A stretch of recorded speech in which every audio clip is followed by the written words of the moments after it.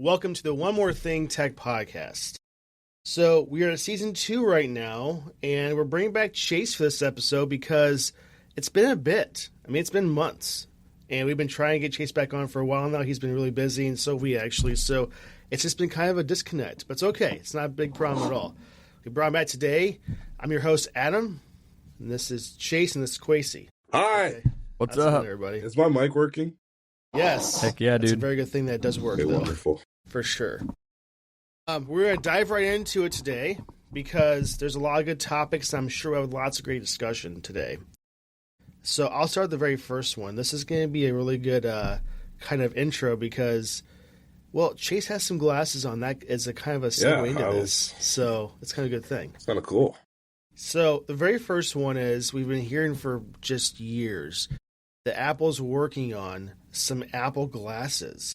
Not just like the Vision Pro, but some glasses that are like the Meta Ray-Bans. It's probably the direct competitor that they're trying to compete with.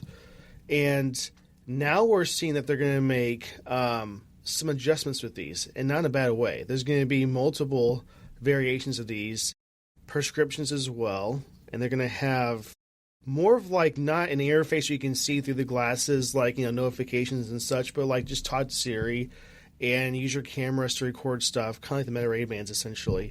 So I just want to get your guys' take on this because it's a different sector for Apple, for sure, in this market. And to tell Meta, we got it, is going to be just a interesting take on things. Chase, can you just give us your vibe on what you think of these? And is it something that you're looking into maybe purchasing when they come out? If it's a good price, of course, and just go from there. I think we're finally in the form factor that makes stuff like this interesting. We're finally in a place I'm like, maybe I could see some like Apple glasses as a daily driver of like, I wear these into work, it help, we all know, like, I'm like direct quote their stuff. I mean, this is a combination of like AirPods and Apple Watch. And if you see me around, I got both the things rocking, right? So the thought process that we could kind of combine those and put them into glasses, great. I don't know that I love how obvious some of it looks in the sense of like, I don't necessarily need cameras blocking off the side of my head, right? There's some of that still that I'm like, you know what? I'm so clearly wearing an Apple product, I don't know. But if you're asking me if I'm going to make my way to an Apple store and put some on and see how they work, it won't take me very long to get up there because I think we are like finally it's like I do not need to be wearing goggles, but if we're talking like we're getting close, I don't know, like I could see this being a function for day to day that could be very useful. Sure. And Quasey, what are your thoughts? Hey, yeah, so like Jay said, all right, so right now, obviously Meta's number one in that space. They have the Ray-Bans and then they have the Oakleys, right? And there's also probably some other companies that are doing some similar stuff, but obviously everybody knows Apple waits to do it because they're trying to do it right, if that makes sense, right? They want to do it the best way they possibly can. And I'm more than happy waiting. Like it's like the Spider-Verse movie. Right? Beyond the Spider-Verse was supposed to come out 3 years ago at this point, right? It was in 2024 that I had watched Across the Spider-Verse. They told me it was coming the next summer, right? It did not come the next summer, but I'd rather not have a trash thing and wait like an extra, 2 years. Like Chase said, I will be in the front of those lines, right? It's not going to take me very long to get to the Apple Store to try those on. Unfortunately, it took me a really long time to try on the Vision Pro, and I realized my eyes aren't doing enough. You know what I mean? So I need to just keep decking out myself with technology so that I can be, more in tune with my environment, but at the same time more in tune with my new technology, if that makes sense. So one thing I wanted to bring up, though, is what we don't really know quite yet is Apple's approach to enter the sunglasses and prescription market, or just do prescriptions to start out with. Because as of right now, I don't really see any leaks indicating that it's going to be anything besides prescription to start with. which is okay. But it also seems like a very weird entry point to just turn off the sunglass market as an entry because I don't wear glasses, at least yet. So to me, I wonder if that's what their play is to do both of them, because Meta does that now. It's weird because they have a new version of their prescription glasses they just came out with, and that's a big push for things because then you can wear them all day long. And I'm just curious, though. I'm just curious what their play here is, because it does take out a big section of the market if you don't have the sunglass function of it. So what do you guys think of that? I mean, I don't really wear sunglasses on the regular, right? It's got to be a special occasion for me. Like I'm putting on sunglasses strictly for style, right? I'm wearing a nice suit. I got to get me some aviators. You know what I mean? I have to be absolutely just stunning on everybody. But in my day-to-day life, I'm not wearing sunglasses that often, especially not in this state. All right, the sun's not out enough in this state. Granted, it's coming out a little bit right now, but it's entirely too cold 90% of the time to be wearing sunglasses and not wearing something else like earmuffs, right? So, the sunglasses thing, I don't really mind it, right? Uh, I've had fake glasses before, and I think I look really good with fake glasses. But you can't. It would like the thing is, if they were transitions, I could get that, right? But who's going inside and keeping their sunglasses on? Somebody you can't trust, right? And I don't know about you, but I want to look very trustworthy everywhere I go. That way, I can con people into stuff. You know what I mean? Don't quote me on that. I should take No, that you're part on out where I record. said con people. but, No, that's but saying yeah, for sure. And Chase, do you have any comments with that? I think, if you had to pick one, right, and it was either prescription, clear frame, like clear lenses, or sunglasses, I think you got to go with the clears. And I think the point is, I would wear these at work, right? I'd rather see them say we're putting blue light blocker in all of them. Yeah. Like Yeah. this is your office pair of glasses, right? You're going to go in. I'm going to leave them at my desk to charge all night, not wearing them home. And then when I come in for the day, I'm going to throw my glasses on, whether they're prescription or not. Like you could have some without prescription in it. I could get them with my prescription in it, which honestly would be awesome because obviously sometimes I wear my glasses, other days I wear contacts. But it would be nice just to throw those things on. Other days. Nah, man. I'm blind enough that like I'll take the help. But yeah, if you had to pick one, I would pick this. And I'm with Quasi. Like if I'm gonna have sunglasses that are smart glasses like these, it would be awesome if they were transitions. It's like walk outside. But as somebody who wore transition lenses as like a college student and high school student, dude, the transition to walk inside is like the worst thing. Transition lenses have never had it right. You walk in and you're in the dark for like 10 minutes. You just like look like a doofus. Now, we're adding technology to glasses, and there's other sensors in it. So there could be a technology of transition lens that is much more like the reflective mirrors in our car that's responsive to a actual technological light sensor. Dude, if they would transition like in a flash, I'm just saying, really now cool. They're breaking into a market that just is frustrated with their transition lenses. And then they're like, oh, well, now my glasses also play music, but at least my transitions are faster. But I'm with Quasi. I would take a regular prescription lens over a sunglass if I could only choose one. Because when I wear my sunglasses, I'm driving, I'm out at what, like I have other ways to be listening to music and other things to do. So here's something that it's just a good point to bring up with it, though. So if they go the route of a non-sunglass set of glasses that are smart, so now let's say that, are you more saying prescriptions or just like a blue light where, those who don't wear glasses are going to wear them too? What more are you saying, Chase or Inquasi? I think both. I think that, like, if I was buying them, I would have a really hard time choosing because, like, I would want a non-prescription so I could just throw them on over my contacts, which would be awesome. But also having my my regular glasses be smart glasses, I mean, it's kind of a win-win. I could see both markets taking off, honestly. Yeah. So, go ahead, Quasi. Okay, so Sorry. yeah, definitely. I'm with Chase there. Definitely the regular ones because obviously, I'm blessed enough to not be blind, right? So I wouldn't have a market for them if they're only prescription. I wouldn't have a reason to buy them. But if they're like blue light blockers, or heck, if they're even just regular lenses, that's something I can get behind, right? It's gonna add something. It's an accessory to add to my facial structure, which is, a facial structure of all time. It's not, the best, not the worst. It's one of them, right? But I just think it'd be a cool accessory to have, and I won't get it if it's like the worst prescription in the world, or if you need a prescription to get it. Here's a point I want to make with things, though. Tim Cook has said several times that the Vision Pro is an all-day use product. We know that's not the case for most people, right? And if there is people using it, great. Not bash them at all.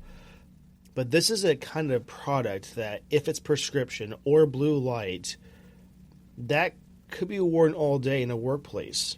But here's the thing with that. Are they going to put in a battery that's not too heavy to make it all day use? Or is it just going to die at some point? Now they're just normal glasses, right? And then to use the smart function, you have to then charge it for, I'm guessing, 30, 40 minutes. Is that going to be an issue, you think, overall, if they don't make that an all-day lasting device? Or is it going to just be, I'll just pop in the charger for a little while and then I'll just put them back on? I think this is an argument for them to be primarily blue light blockers with a dock. I walk away from my desk, I'll drop them. And then they are all day. If I'm just picking them up when I'm at my computer and they're an awesome AirPod that reads my stuff, but now we're getting into the should I really have them?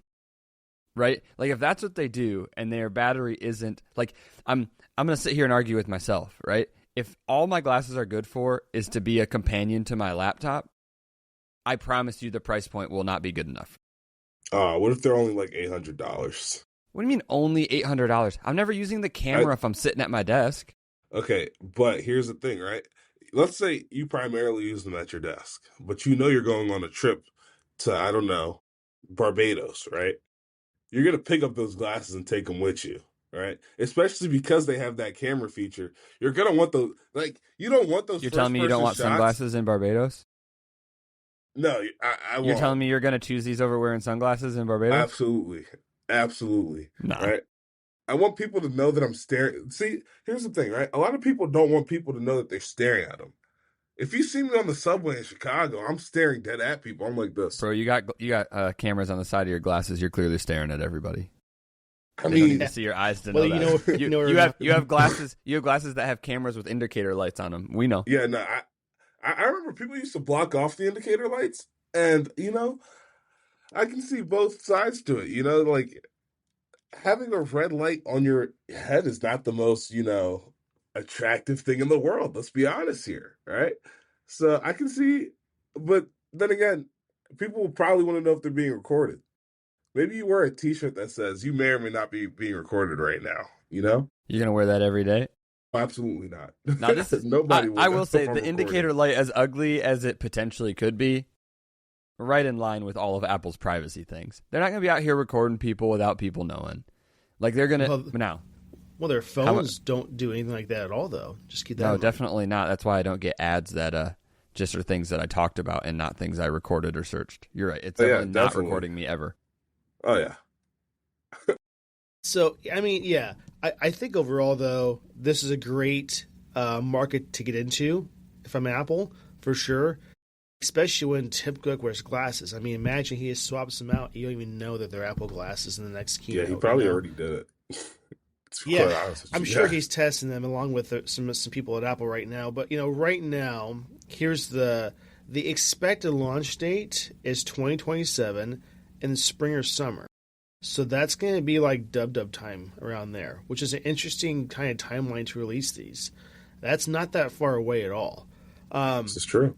We have a CAD, but this is not official, so don't even want to show it right now. It's just not something we're comfortable sharing because it's not confirmed by anybody. There's not anybody that has the CAD files this yet, probably because they haven't even completed that yet.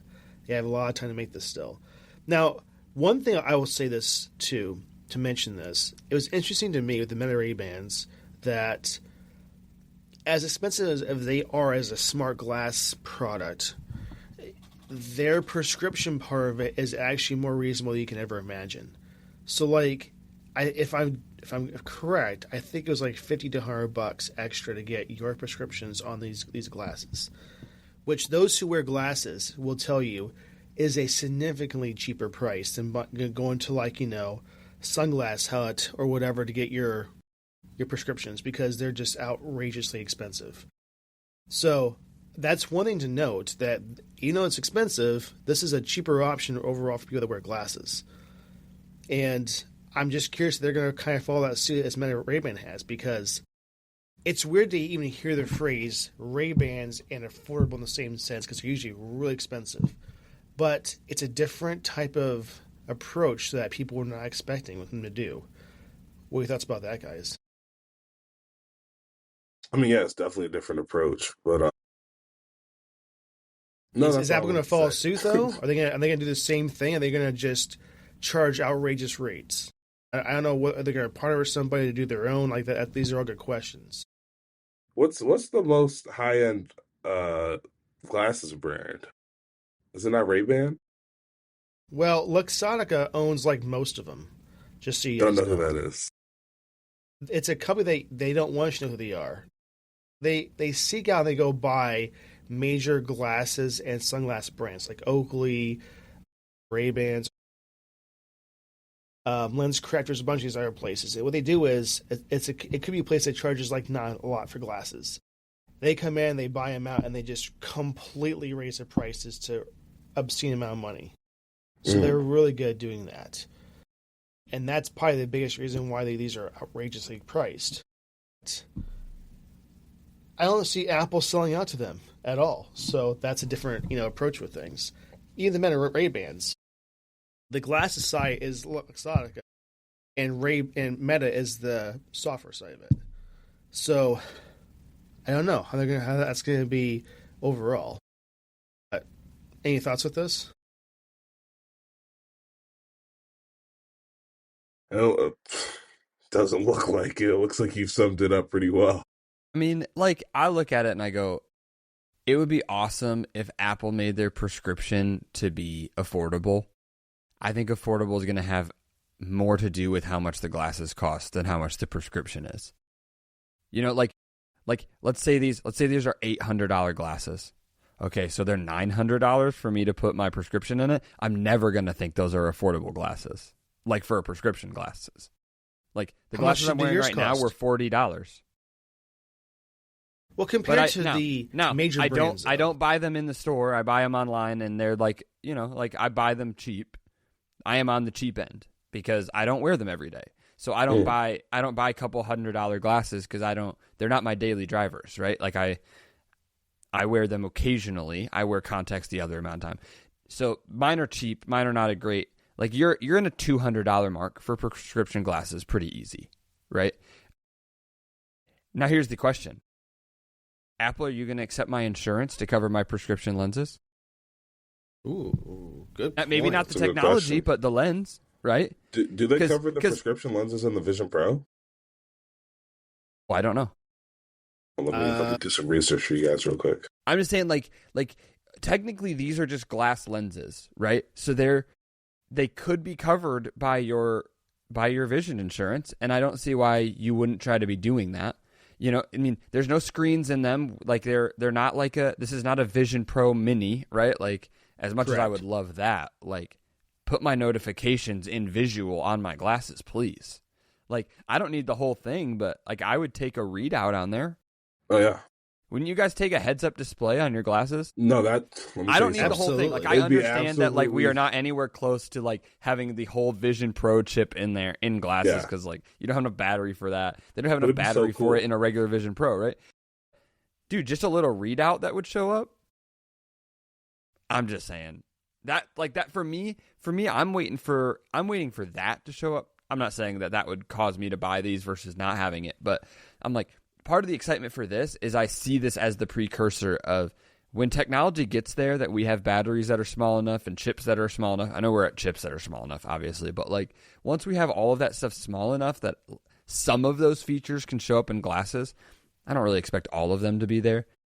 But now we're getting really interesting, right? So yeah, but like, I think for the time being, like when it's just putting regular lenses in smart frames, which is what we're talking about, Apple, I'm just saying, you better get with some vision insurance, because if people could knock off the prescription part, dude, if you could find a way to get the whole glasses covered, I'm just saying, people would start switching. Yeah. HSA, approved and whatnot too. Be great. Mm-hmm. What that is, but okay. Health savings account. I'm young enough to not have my own insurance. I feel like an HSA approved would be an easy thing for them to pull off. I think so too. I mean, with the fact that you can get like, smart rings and other things with your HSA these days, like you can get a pillow through it. So why would you not be able to get something that you actually need to have for most people, right? Good point. Okay. We didn't really talk about who does what for the next topic, so you want to go next, Quasey? Yeah, I mean, I'll take the next topic. Our prep time was not good this morning. You don't tell the fans that. That's okay. Now we're all about being real around here. I was being real. We are being real around here. It's not a bad thing. We just had some. We had some things that happened this morning, so just a little bit delayed. Yeah.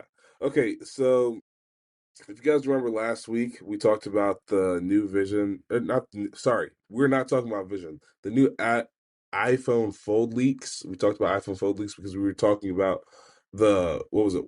OnePlus, or it was Oppo. Oppo had a nice foldable phone.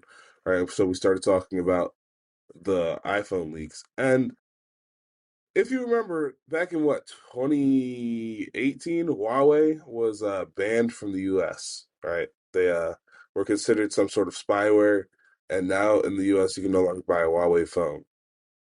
So this is not going to mean a lot to a lot of people, but that same aspect ratio that I was telling you about last week, the one that's coming up in the new iPhone Fold, is being seen already on that Huawei phone, right? It looks like that short, stocky build that's going to open up to like the size of an iPad, right? It's going to be those dimensions, and we're actually seeing that. Or we saw. Oh, somebody wants me to do something here.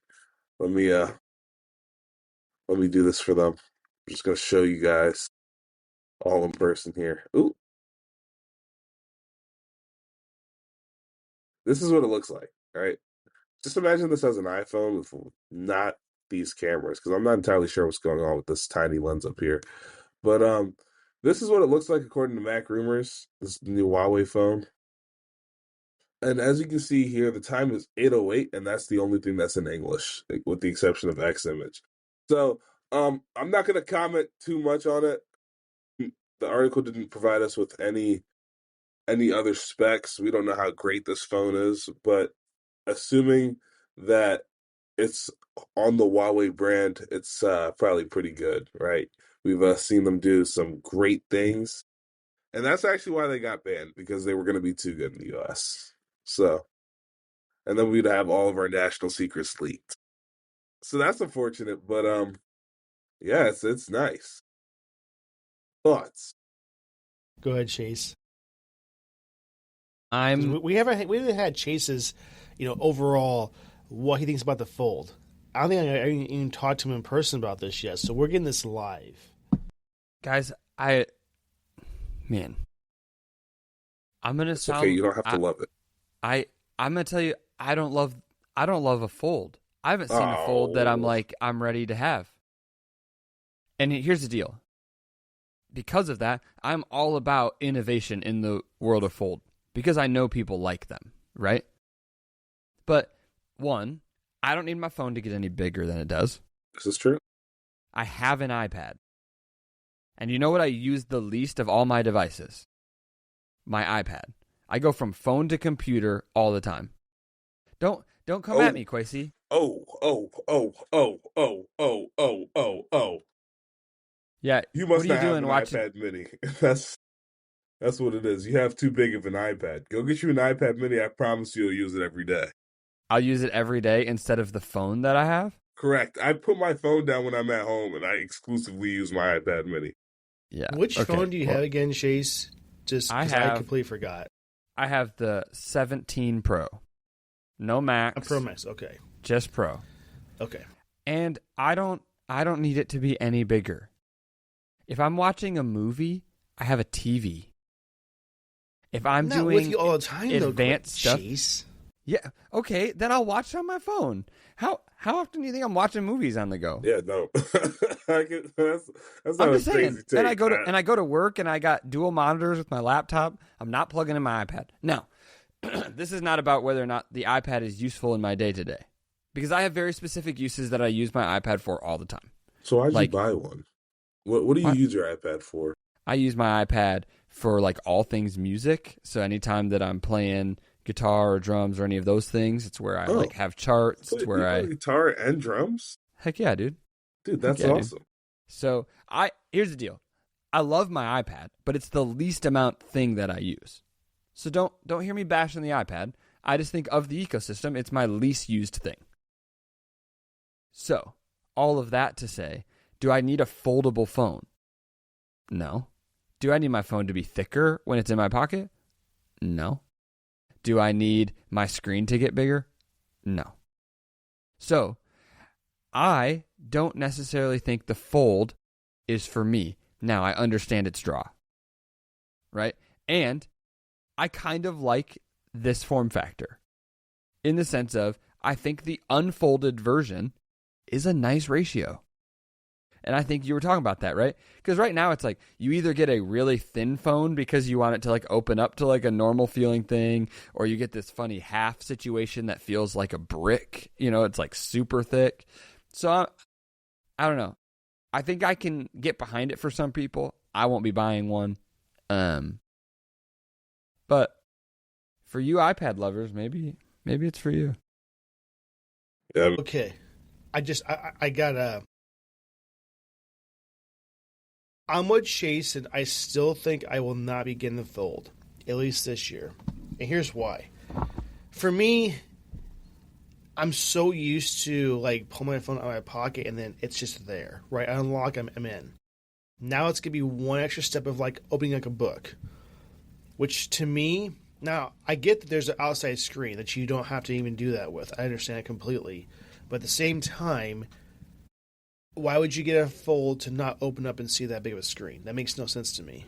So there's that part of it. Now, the other part is this. I'm petrified that screen, petrified. If I drop that phone while in open state, what's going to happen? Because we know now how great most phones are for having the glass not shatter. You have to really do a big drop test like on rocks or something really crazy for it to break. I have no clue with the iPhone how that's going to work with this. I am not sure if today we've mastered screen technology where it's so durable that like you have to like walk into some spikes or get shot by, a 50 cal for it to break, whatever it takes.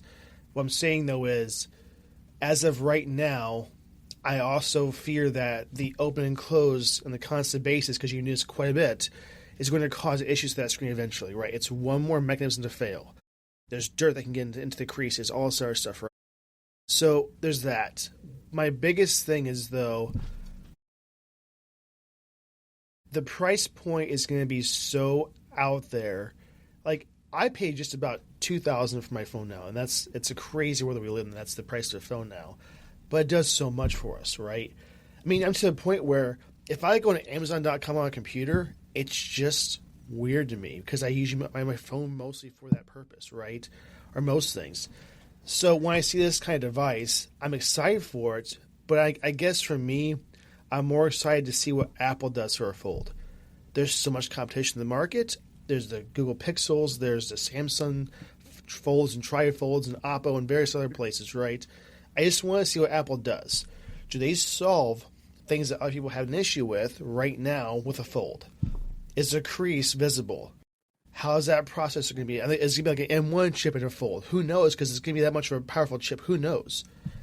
I guess I guess for me, I just want to say, do they do it right? Is their first generation of this product line going to just be awesome? Vision Pro, it came out, absolutely pinnacle example of a great engineering feat and an amazing everything for specs and the whole works, right? Is this category going to follow that suit? Is my question. So that's more what I'm excited for. I mean, at the end of the day, do I kind of want one? Yeah, just so I can try it out and see and test it. But am I ready to make that leap into this is my device now? I'm not there yet. And people would argue with me to this day, why would you not want to get a Fold? It does more, it's great, the screen's better, all this stuff, right? I don't know if I'm old-fashioned. Bigger. Bigger's not always better. I cannot imagine it would be worse. Apple doesn't go backwards in screen tech. They just don't. Here's another question I have about Fold people. I want to know how often you're using your phone with one hand versus two. And here's why I ask. Do you know how often I will show my goofy right now in the sense of like, I pull my phone out and it's one hand because I got stuff in my other hand. You know how often I'm using my Apple Watch with my nose? If you don't ever touch your Apple Watch with your nose, you are not busy enough. Probably. Even though I can do this, right? I can do that little this. Oh, I still touch it. I still do it. I'm poking my Apple Watch with my nose all the time because there's things in my other hand. Right? Now, am I like operating it like that? No. What did you say? You can still like view things with one hand. Y'all don't use the little tap gesture or like the fist thing? Chase, I'll ask you this. Does that work for you all the time? Or do you have issues with doing anything? No, I sit there and do this for a good 5 minutes before it people think I'm spazzing out. I'm just not. I'm just trying this just to go away. Well, I don't want to like that post on Twitter, whatever. No, here's my point with the Fold. You know, we all see these like nostalgic, like remember when we had a Razr and that the flip phone was cool.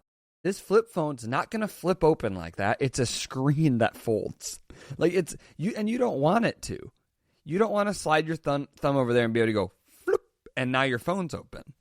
Like you don't want that for durability, but I want that for functionality. Yeah. Right? And so that's another reason, like for me, it's like I want to be able to pull out my phone with one hand and get the job done. If I need two hands to do something, like I'm going to a bigger device because now it's like I'm bought in. So I'm not saying I never use my phone with two hands because that would be just ridiculous for me to say. But I feel like the Fold... primarily doing that. What? You're not primarily using it with two hands. That's... No. Like, a phone is mostly a one-handed device. I'm not taking it out to... Unless I'm playing video games like this. Well, sometimes when you text, though... I mean, I can text with one hand, but not as effective. You don't kind of just swipe to text? I am just not good at doing that. Am I the only one who does that? I can do it, but I find way more like errors and words that shouldn't be there. It's pretty accurate once it learns the words you like to use. Right? You just got to do it for a while, and then it'll start to pick up. Oh, he didn't mean to say number there. He meant to say numerator. I don't use the word numerator in my texts, to be quite honest with you, but I couldn't think of anything else. So that's a good point. One thing too that I just now thought of this. If you buy screen protectors, now it's going to cost more. Now there's two of them for your phone. Maybe three of this camera bump. You're telling me they can't make a foldable screen protector?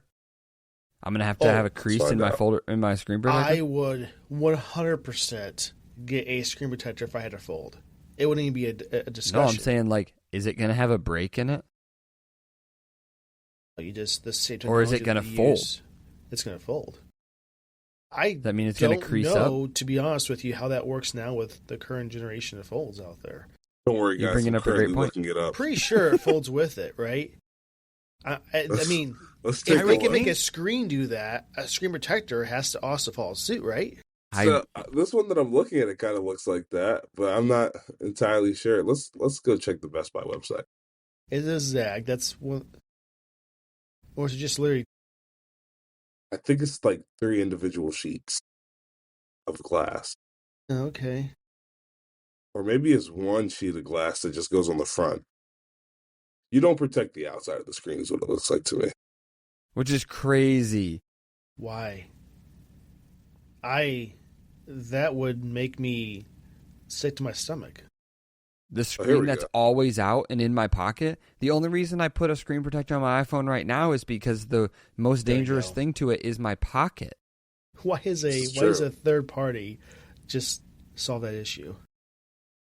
Okay, so you have that. I think it does fold. Okay, so it folds. I mean, to me, you're going to spend close to $3,000 on a device like this, right? $2,000 to $3,000. I just don't know why you would not have a screen protector. Let alone those people that have no cases. That's another despicable thing that. Or they have a case and they just take it off because they want to take it off. Hey, bud, that sounds like an attack. That sounds like I took off my case once. It's like clothes. You should really have them on at all times, unless you go in the shower. Just saying, like you shouldn't be walking out. That's how I treat my iPhone case too. I take off my iPhone case if I'm taking my phone in the shower. Yeah, for sure. To be clear, I'm not a phone in the shower user, but if I were, the case would be coming off. I'm just saying, do you guys wash your phone, if that makes sense? Do I wash my phone? I wipe it down. I don't I actually soap it up and clean it.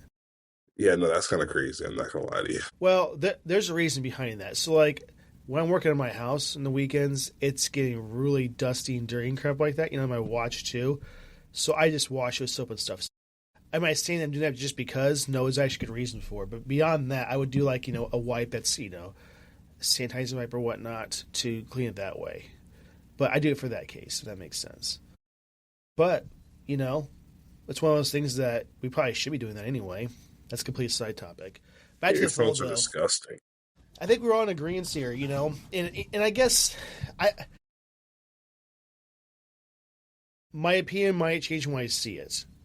But will I still be getting it? No. It's a lot to ask to have Apple just do that so right the very first time.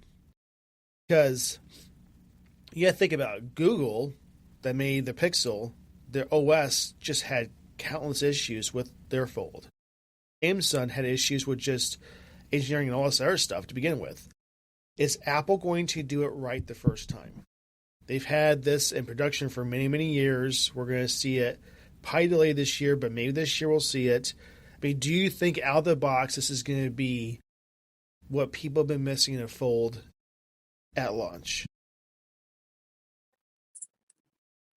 And not just being Apple sheep, just what's your honest opinion with that? Because I want to know. I think Apple will wait until they can do it. I think at this point, they've waited so long. I'm with you. I don't think they can put out a Fold without it knocking it out of the park. They've chosen to. They've chosen not to, and to even use your question to sort of transition us to the next thing we're going to talk about, right? Samsung's ready for a Z Fold 8. We're talking number 8 for the company that is actually doing this relatively well. People are buying them, and Apple's going to come out with the 1. And let's say Apple comes out with the first one, and Samsung's at their 10th iteration. Apple can't afford to have something that feels like a first version. But Apple usually doesn't do that, right? Apple usually waits until they can do it right. We just talked about their glasses, right? We all have high expectations of them because they let other companies do it, and now they're like, oh, now it's our turn to get in the market. Watch how we do it, and we watched you guys be our beta testers. So I expect them to do the same thing with their Fold, but that doesn't necessarily mean that they will and that they'll get it right, because you're right. There's all sorts of things you find out when users start poking around. Yeah. When it's their daily driver, it's one thing to have someone test it, but if this is what they have for the device, it's a whole different conversation. And here's the other part of it, too. There's one category where when Apple does something, they just can't get it right. That's AI. And that's a discussion for this podcast, too, we'll go into. But it's just one of those things that they're not always right about everything They try their best, and this is any company, right? They have these great intentions. Things happen during manufacturing or the software side of things. So I have high hopes, but I also think we're going to say, well, you could have done a little bit more with it. You could have done this. You could have done that. For this price point, I expected this, right? So we'll see how it's going to pan out. And, are they going to throw like an M series chip in this thing because it's going to be their, beast of a phone? These are good questions. I don't know yet. But we should go to the next topic, though. We've been a lot in the folds. Would you? This is just super random here. Would you buy an M series phone and a MacBook Neo and just swap your chips, depending on how you use case? Boy, if you're buying an M series folded phone and a Neo, I'm going to have questions. Here's the thing, though. If there's going to be an iPhone that has an M series chip, I will expect it to be the Fold. That's what I would say. Now, am I saying it's the latest M5? Probably not. But, man, if they can bring an iPhone chip to a Mac, why can't they bring, a Mac chip to an iPhone? That would be kind of a very twisted way of doing something. Guys, we took an iPhone chip, put it in a Mac. Now we're going to throw a Mac one into an iPhone. And that would work out actually very well for him. But here's what I'll say. And we brought this to the podcast. The Neo, I was pleasantly surprised in how wonderful that device is. We said this countless times. And I just can't believe it. I just did not think that was going to be so powerful of a device. That's just completely off topic. But, Quasey, do you want to take the next one? Or who is next? So while we're on the topic of folds, right? Like Chase was saying, Samsung's getting ready to announce number 8. Right? I don't know how that's possible in my head. Well, they've been doing it for 8 years. Jeez. Yeah, the reason it's not possible in your head is because you've seen like 12 in real life, right? You've seen maybe 6 people own them, and each of those 6 people had to upgrade because it didn't last very long. Because you keep folding it, and then all of a sudden it doesn't work anymore. But I mean, this is nothing to hold your breath about, right? It's not that interesting. There's not too much going on with the new Galaxy Z Fold 8.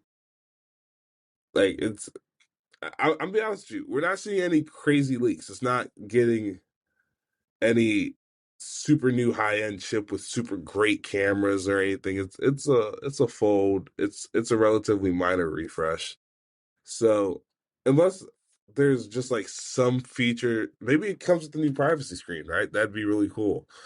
I don't know if you saw, Chase, but Samsung did this privacy screen on the latest S26, and it's actually it's a really cool feature. I'll be honest. I think it's people really are saying cool there's issues with it, though. It's people not are working as idiots. issue.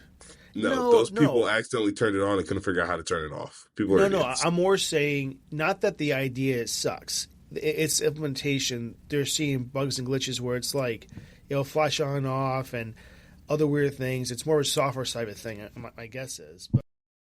But I want to bring this up. As Quasey just mentioned, we see with not just Samsung, even with Apple and various other companies too, when there's a new device every year, it's usually a minor change with software and or hardware. Do you guys think that we should get back to a state or go to a state where maybe we don't get a phone launch every year but every other year? See, I feel like you keep asking that question, and my answer is always going to remain the same. I don't think it's worth it to not have an upgrade every year, right? Because people, especially the shareholders want to know that what they're putting their money into is actually producing things on a yearly basis. And not everybody is upgrading every year, right? I didn't upgrade my phone this last year, right? I stayed with my 16 Pro, mostly because I didn't like the aluminum, but other people still, dude, I have a friend who still has an iPhone 8, right? I've been telling him it's time to upgrade. It's almost 10 generations ago, right?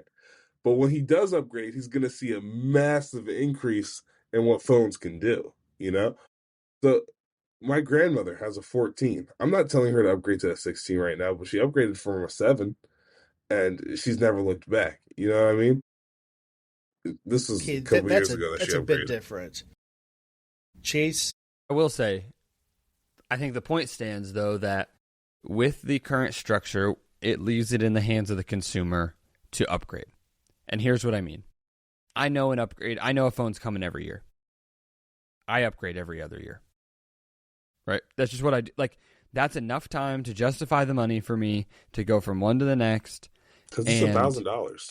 Yeah, it's expensive. Right? Now, do I think we could get away with not having a phone launch every year? Yeah. Do I think we could potentially go back to the days where we had like the S? Like we're gonna just we're gonna admit this is a refresh and not a whole new phone? Sure. But I also think that was like not the greatest model either, because it was like clear. I mean, that's what they're doing kind of now, right? Like it's just sometimes it just feels like a refresh. I think having a new phone every year has its benefits from a company perspective. They're clearly improving. They're clearly making a change. They're clearly like moving forward. And they leave it in our hands if we want this year's phone. And they don't expect us all to go buy an iPhone this year. But we know that every fall into early winter, I could get the new one if I wanted it. So I don't have a problem with a new phone every year. I do think the major hiccup in that is every year we kind of go, and we made some minor tweaks, yay. Like it kind of takes the air out of it a little bit, which is why most of us, or many of us, don't need a new phone every year, because the tweaks just aren't enough. So you have to wait 2 or 3 to like feel like the $1,000 was worth your time, in my opinion. But part of the releasing every year allows it to be my opinion of when it's worth the money to do that. So I don't have a problem with it, but I do think it kind of undercuts the like excitement a little bit, because every year it's like, cool, we got like a slightly better camera and a slightly better chip, and the iPhone looks the same. Here's why I bring this up. So I know that Apple makes a good chunk of money every single year from an iPhone sale, right? We're not going to say that's not the case. But I do not think for a second that if I don't purchase, or the masses do not purchase one every year, they're going to cripple as a company. Because you got to keep in mind, there's software as a service offerings, plus the App Store, Apple Music, everything else, is also a humongous generation of money for them, right? So you have to keep that in mind too. So I think there is a very high possibility if they go to it every other year, it'd be better for them as a whole. Here's why. It just feels like to me that, you look into the aspects of what it takes to make a product, like an iPhone, the software side, the hardware, the manufacturing, everything. To me, it feels rushed. Like if you think about right now we don't make phones for a living, right? We don't do this at all. We're not engineers. But to have the idea to put into place, to make it as a prototype, to test it, and to ship it, it seems to me like a 1-year time span for that is just not enough time. So then you will have, as a result of that, a lack of features and innovations and new things, because that is a short window of time for anybody. I don't care if you're doing this for millions of years. It's not. We're seeing the results of that. Like when you go from an iPhone 16 to a 17, it's not monumental in changes. And I'm not faulting anybody for this. I'm more saying it's just the time frame is just not enough. I'd argue that this year, going from a 16 to a 17 was actually one of the biggest changes, because on the 16 you didn't have that 120 hertz refresh rate. Right, you got a lot more AI features. They changed the camera. Like the 16 to the 17 was actually a huge jump this year. But to that point, I think that Apple is intentionally holding back some features. Yes, so that they have things to give to the next year, because it's not like their engineers are just sitting there twiddling their thumbs. They're actually putting in the work and coming out with a lot of stuff. I'm not saying that they're not. What I'm saying is this, like, the idea of what they're going to put into the next phone is probably already done. They probably have this all worked out. I'm not saying that at all. I'm saying to even put that into a device in 1 year and make sure that it's ready to go for the population, it's a lot of work. Like, think about every little thing that goes into it. There's a lot of different things working together. There's a lot of different parts you only have to take in consideration, even packaging, everything else. And then making, millions and millions of devices and then shipping them overseas with a storm or whatever to make it just available for you. Like, I wonder what we would see as an outcome if we waited, where that year's time is just for R&D or just for prototyping, and then they wait till September of the following year to actually put in production and do whatever, right? That way, we can see a big change from year to year. And I'm not saying that I'm sick of the small changes from Apple. That's not what I'm saying at all. I'm saying, what could they do in 2 years that they do now in 1 year?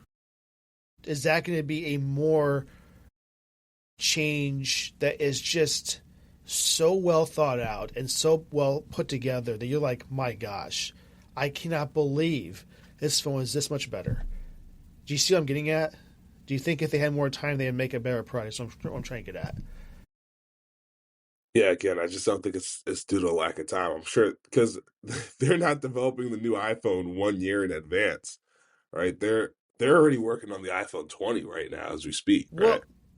Well, but the idea of what they're doing with it is just a small part of it.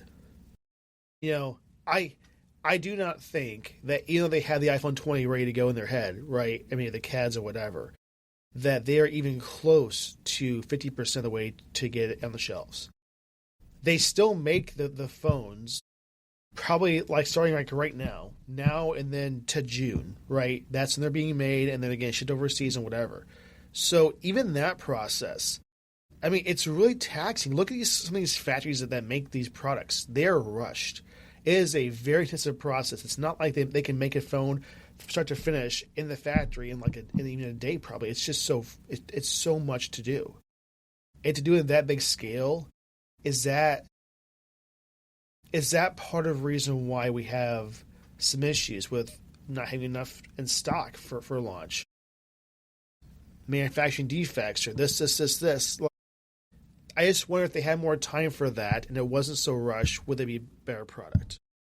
I'm saying the same thing over and over again. I'm sorry. So I looked them up, right?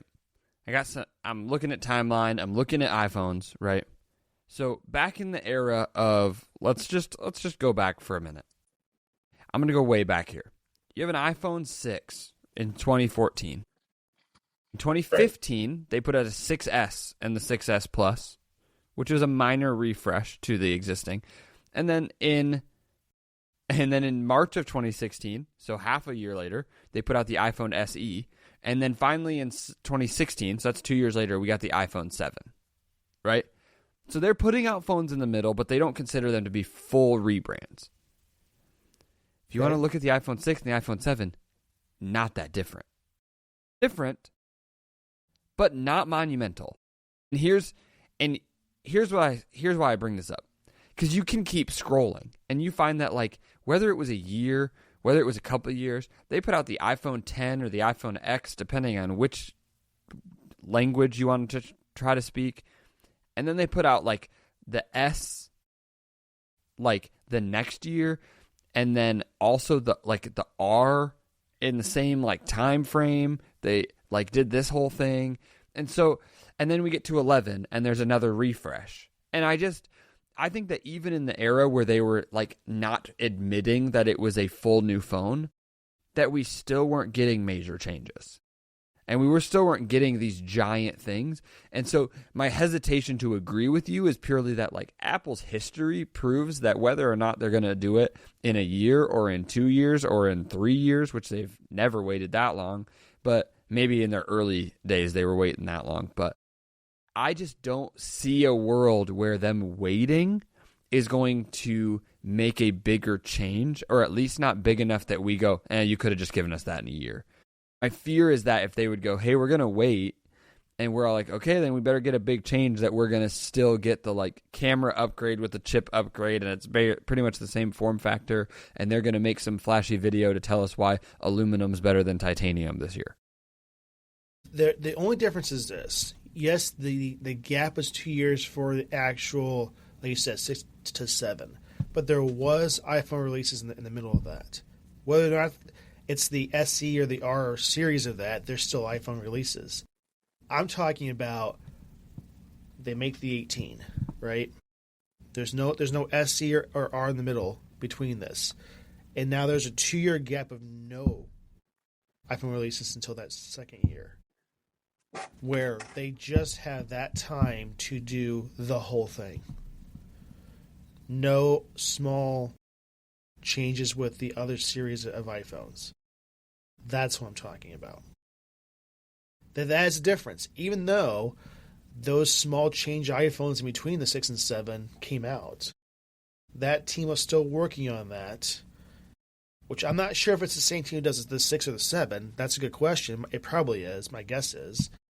But that's what I'm saying. That does take them away from the actual 7 series product in the long run. So does that change anything? We haven't seen that with Apple. I guess that's my point. We have not seen them take 2 years off to do this. It's always been a year. And there's really a big push, I'm guessing, from investors and from the consumers to do this every year for every product line. You know? Maybe not the AirPods. I don't know. They don't upgrade every model of the iPad every year. No, they don't. I'm talking about their big, you know, people want to see brand new AirPods every year. They want to see a new phone. They want to see now a new Mac every year. There's a big push for yearly releases now at this point. And you think that people get frustrated that the MacBook is just getting a chip refresh most years? Well, what would you change about the MacBook? Well, I guess my question is but there's been like all these small refreshes to a MacBook too, and I think that everyone's like okay with it because they want to get the new chip, right? Like they want, and so it's not a new form factor. Now we're talking about a laptop, like you're right. Like how different of a form factor can we really be talking? But it's like even go pick up a Neo and tell me it's not just still a MacBook, right? Like, but people love their MacBook, right? So I don't know. What sweeping change do we expect, I guess, is my question. Like, we got the iPhone Air this year. That was a pretty big change in form factor in the sense that they were like, we'll give you thin and like less battery if you want to do that. And I've seen like they're a sharp phone. Like it's slick. And if the battery was the same, if battery wasn't a question mark, I think it would have sold awesome. But it's just like they already made like a newish thing this year, and it's like was it necessary? Did they need to do that? Did that development take away from what they could have put in the regular phone? I don't know. It's a good question. It's something Apple has not proven to us to ever have done well is the large scale. Like a new product, sure. We didn't have anything to compare a Vision Pro to. We didn't have anything to compare AirPods Pro to, right? Like we had AirPods and then they made Pro, and it's a different thing. They made Pro Max. They made AirPod Max. Those are a new thing, right? Like yeah, I guess if you look at that, there's so little changes with the AirPods Max. New chip, USB-C, new colors. I feel like little is even like. I feel like you're giving it a little bit too much credit. This is the last point I'll make on this. I think we're talking out of two ends of our mouths or out of our minds here a little bit. I don't want Apple to put out a Fold until it's awesome, but then I need them to make major changes every year. If we're waiting for them to put out something till it's awesome, shouldn't it be timeless? Like I think Apple is doing the thing where they go, "This is the iPhone and this is how it works, and you guys love it. What am I going to do? I'm going to screw it up? No. This is the MacBook. You guys love it. People are buying it. I'm going to give you... Now, they gave us an awesome new budget version, which is a new way to look at it. It's still just a MacBook. It's still just a laptop. We love an iPad, right? They have all these versions of an iPad. The main difference is the newer iPad you have, the better performance it's going to have. But the form factor is the same. Like, I don't need them to reinvent the wheel because people love it. And if we're expecting them to do excellence on try number one, then we probably can't complain that the excellence is sticking around for the next version and the next version and the next version. Love that point. I think it's really hard to look at both ways. Yeah, sure. The AirPods Max that you're wearing right now have not had huge changes. But do you love your AirPods Max? Do. It's the first. Then why on earth would we be like, guys, take more time, make more changes? I don't know. Like, Good we point. love our products. I have them all, pretty much. I don't have AirPods Max, but I have AirPods Pro. I have an iPhone Pro. I have an iPad. I have a MacBook Pro. At work I use Studios and Mac Mini. Like, I use all of their stuff. And This guy's just flexing on everybody. I'm not flexing. I didn't buy most of these things. I am blessed to work in IT, essentially, right? Like I work in AV production, so I get to write. I get this stuff. I have to use this stuff, but I use all that, and I go, I love it. I don't need them. Like, they're knocking it out of the park on the first try. And honestly, the only reason that we're upset about it is because we're bored. Well, and that's the thing. I guess here's this. Do you ever have this happen? Because we know an Apple product is not really cheap for the most part. If we get the Pro series of anything, right? MacBook Pro, so on and so on. Do you ever have this happen where you're like, okay, I just bought the brand new MacBook Pro. I decked it out in specs. It's almost $5,000. It's great. And then next year is a new one. Do you ever get in your head like, I spent this much money, and now I feel like I'm missing out on what I could have? Do you ever have that? Right there. If you remember when the M4 Pro came out, I was feeling a little bit of resentment like that. And I was sitting in IT, and I was working that day, and I decided, you know what, my chip isn't good enough, but I'm going to push it anyway. So I started pushing my chip, and I was yet to see the little spinny beach ball, right? Do you know what it took for me to get that beach ball? Editing software for videos. I had to open up multiple instances of different editing softwares just to get that. So when you buy a MacBook, all right, you're not buying it with the intention of upgrading every year. That was my mistake. I thought I was going to need to upgrade every year. No, you buy one and you send it, you stick around for your entire college career, maybe longer. I probably won't be upgrading until I'm like 25, and it's really unfortunate because the newer stuff looks cool, right? But what are they really changing? It's only the chip inside, and my chip, the M3 Pro, is better than the M4, but it's not better than the M4 Pro, right? So, it's really unfortunate that I was blind at the time, but I can now see that I'm truly blessed to even have any sort of Mac, right, with an M chip, because these ARM chips are just. That's wanting to just know Apple is in competition with itself, because they make an iPhone, they make an iPad, they make a Mac, and they make it so well. There are people, and a great multitude, that say, why do I need to upgrade to this new Apple product when this one works just fine? It's so good at what it does. And right now I'm recording an M1 MacBook Pro.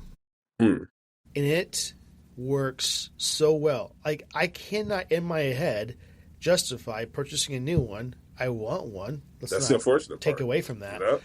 But it works so well, right? And I even have the 2015 MacBook Pro, and that thing to this day is still a beast. So there's also that kind of part of it too. 2015 MacBook Pro. You expect me to believe that today it's still a beast? Absolutely. 11-year-old computer. It runs so quick to this day. Hey, I'm so sorry. You sound like a PC user. I don't know how to say it any other way. But is there like in my lifetime, outside? I've maybe owned 4 MacBooks since high school. I graduated college 9 years ago. Yeah, wow. Like, I don't need a MacBook every year. I'm sorry. That good. Yeah. Did you graduate early? No, 2018, I just don't think you look young enough to have you don't look old enough to have graduated 9 years ago. Hate to break it to you, I turned 30 next month. So what? I would have. So never if you thought. want to talk about, I just don't think you get to talk to Adam and I about how long a MacBook can last. Hey, that's on me. Because we have MacBooks. We have MacBooks from middle school. When you were in middle school, I had You're right. You weren't born when I had my first MacBook, probably. So, what are we talking about? This is entirely true. That's all I'm saying.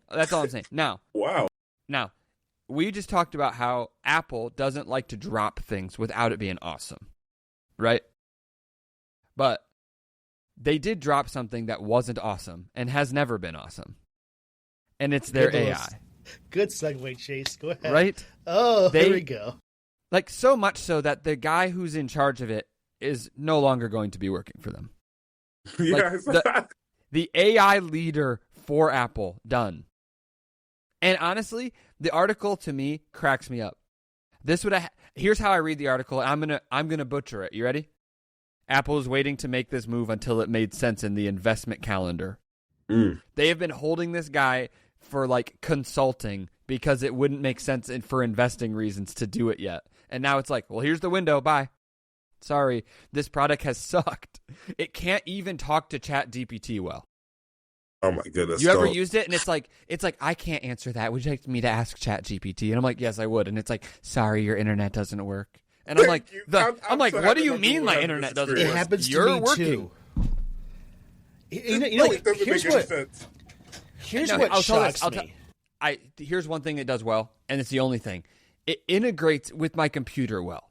In the sense of I use proofreading and rewrite and that kind of stuff all the time because it's right there at my fingertips. I'll give it that. You want me to tell, if you want to make an argument to me that they made Siri better, Siri was never good and Siri isn't good now. Right? Thank Absolutely you for true. giving me 1,000 voices to choose from, but Siri's still an idiot and can't help me. Thing. And I'm like, Siri, I'll ask Siri a basic question. I need to stop saying its name because it's going to start thinking I'm talking to it. And I'm not, because I never am. Right?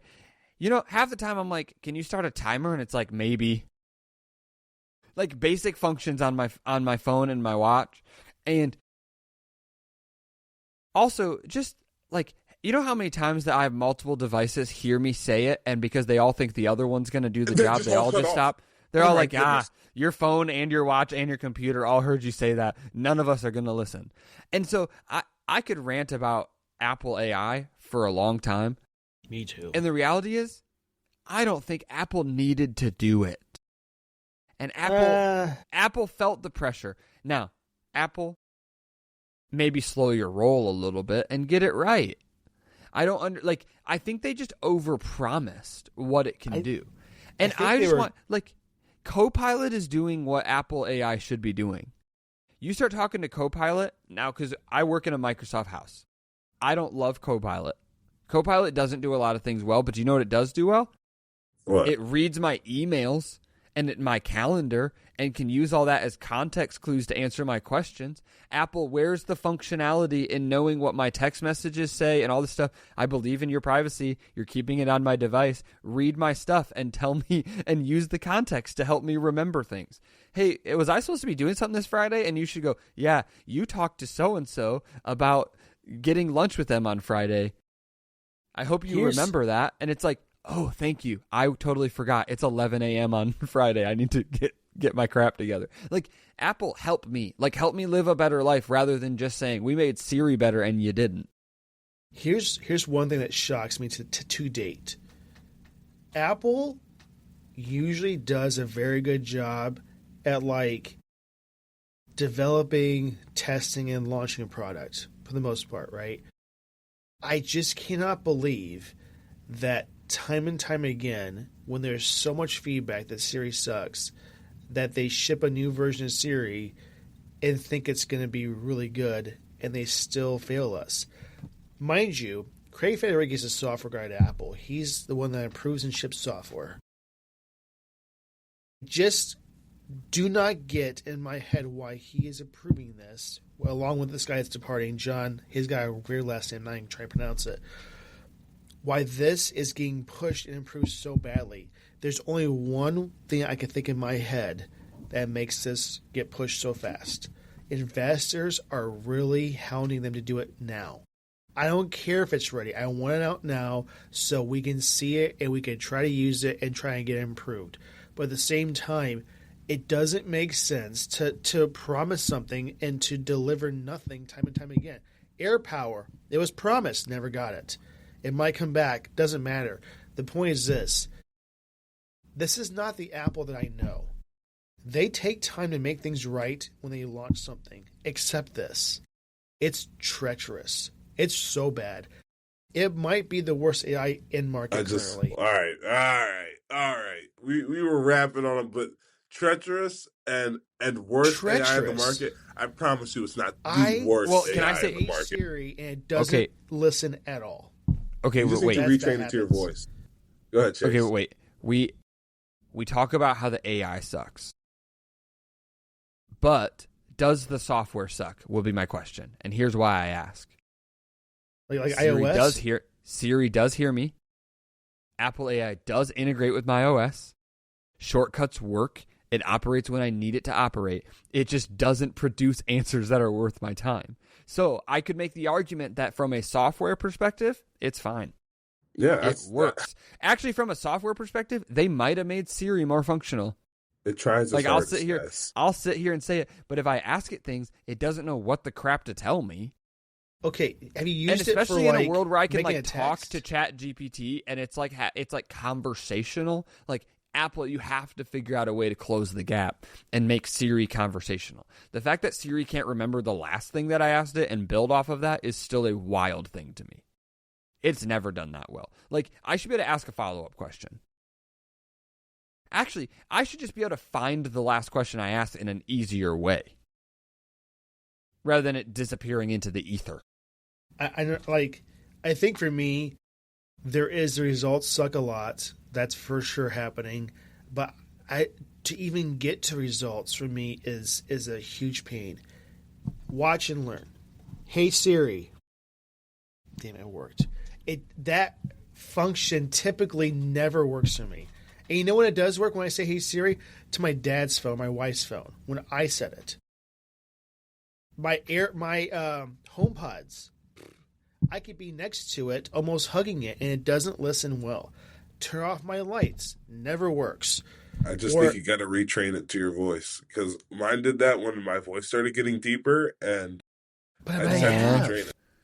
Like showing your age again. It gets so bad. It needs to be better at the base of functions. That's what I'm trying to say. But then once Chase said, the results. When I tell it to send a text to somebody, first off, I'll say Bob, and it says, "You mean John?" No, send to Bob. That gets on my nerves. Or which Bob is it going to be? Or it will just send it, and I didn't even tell it to send it. That can be very bad for certain people, whatever it sends, right? Oh yeah. I'm just saying, there's too many inconsistencies with Siri, and I'll have to be the first to admit, they could do so much better. And why is it so inconsistent? Why does it not work for me, but for Chase and Quasey it works great?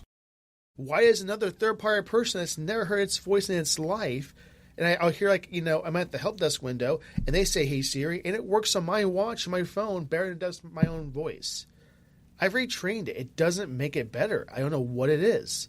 But when you retrain it, are you saying it how you would say it, or are you saying it like how? I make sure I'm not underwater. All right, Quincy, you're when just picking on Adam now. You know what I'm saying? I go the extra mile for it, and I find myself yelling at Siri more than I should. I'm verbally abusing it, and I don't need to do that. Yeah, maybe it has feelings, and you just need to be nicer to it. But I will say, it really gets on my nerves when I'll say, here's what got me. The other day, I was walking, right? I had my AirPods in. I said, "Hey Siri, call Jaden," right? Now, I have two very important Jadens in my life.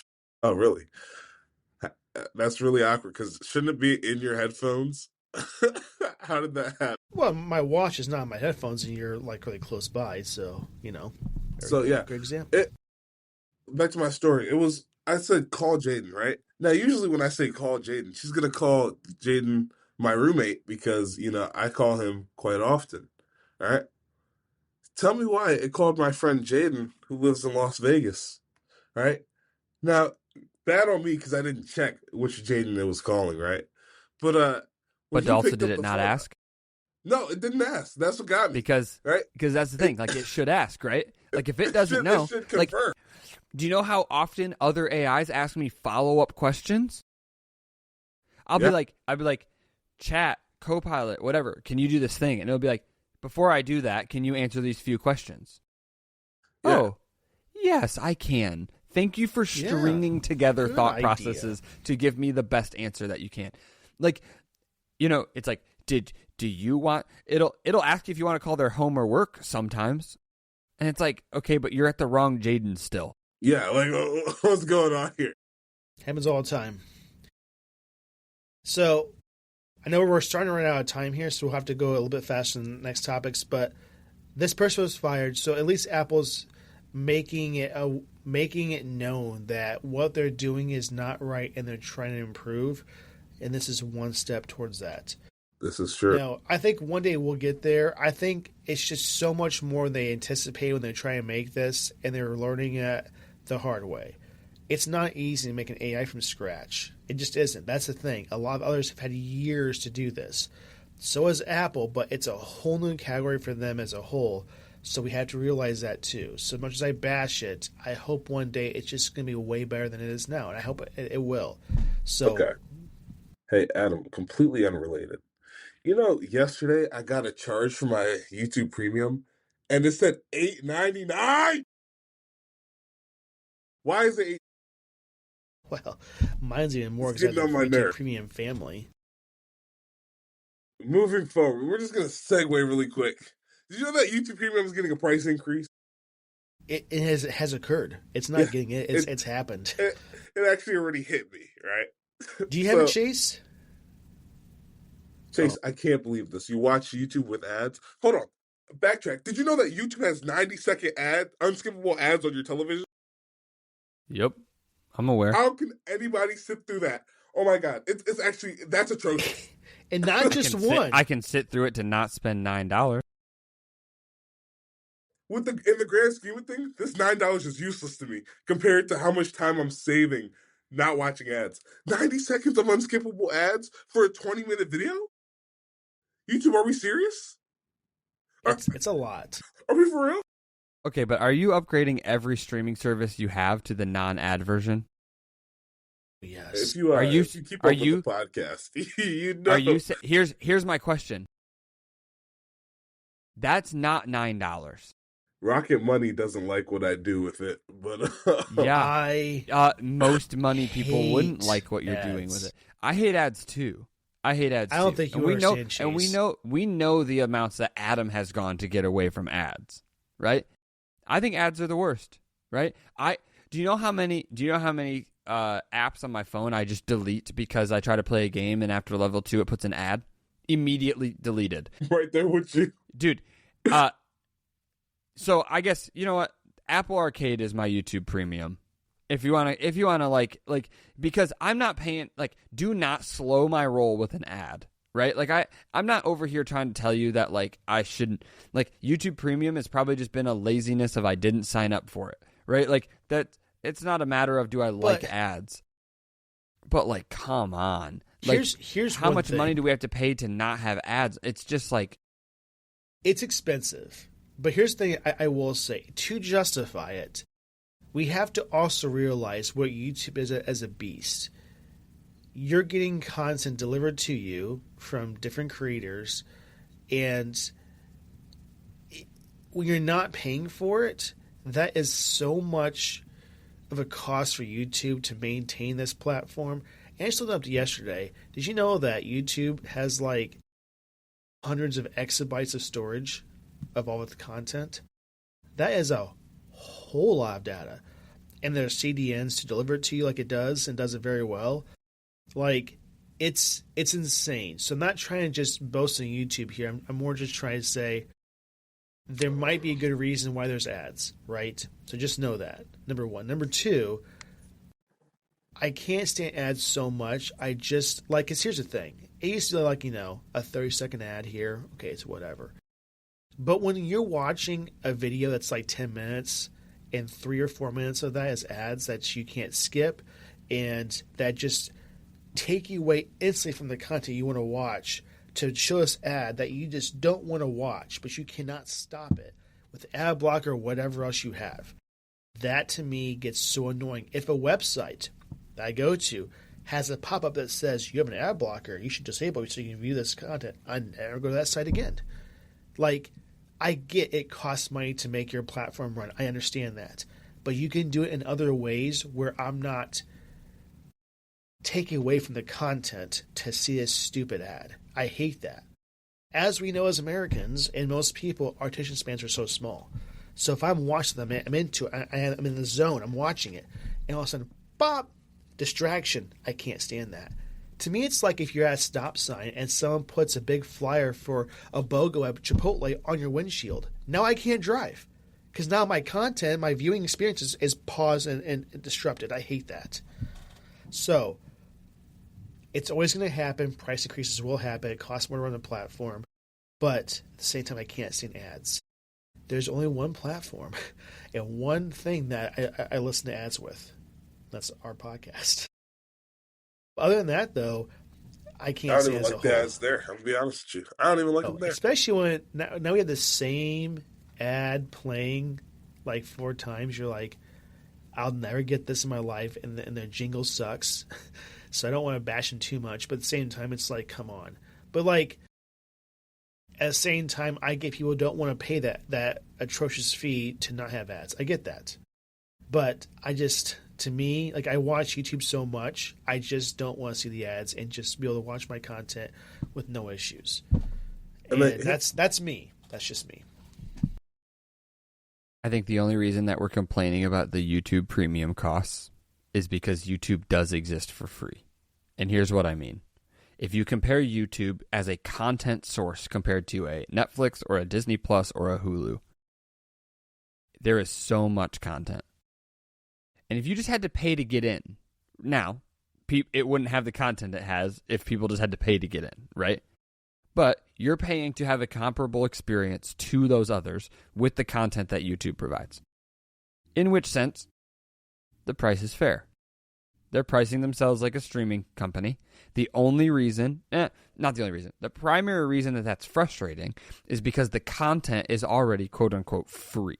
So you're not paying for the content, you're paying for how easily you're able to access the content, which makes the price seem ridiculous, right? If Disney Plus was like, you can watch all you want, but you're going to have to watch 4 minutes of ad per episode, which is kind of what it already is with their lower tier anyway. Because YouTube, I wonder if we're only complaining because YouTube has already given us what other companies are making us pay for free. And so now we're over here wondering if their price to have no ads is too much. And they're like, well, we're just making you catch up, right? So, because I mean, $9 a month, like, what's Netflix with ads right now? $8 or $9 a month? Not more. I'm just saying, like, I think you can, like, 34. Netflix released their with ad version, and I think it's $8 a month or something like that. Maybe it's 10. But yeah, I get it. Plans range from $8.99 to $26.99 for Netflix, right? So it's the same price, and you're watching all your content with no ads. So and less of it too. YouTube has far more content. Correct. It's technically amateur content, right? Technically. Now, we all know that there's content that is very well produced, and that's not my point. But it's an amateur platform in comparison to a Netflix or a Disney Plus. But you don't have to pay just to get to the content, so I think it is.